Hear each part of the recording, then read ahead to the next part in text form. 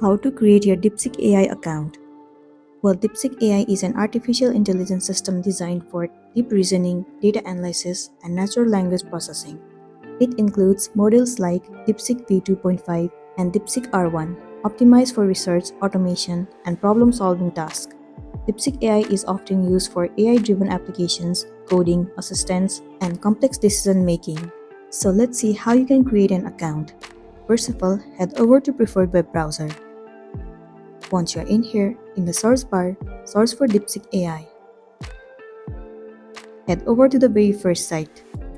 It will land you on this official page of DeepSeek. Now what you want to do is tap on Start Now. You will land on this page where you will be able to create an account. Tap on Sign Up. You have to fill up some of the information. First of all, you have to enter your active email address and then create a password for your account.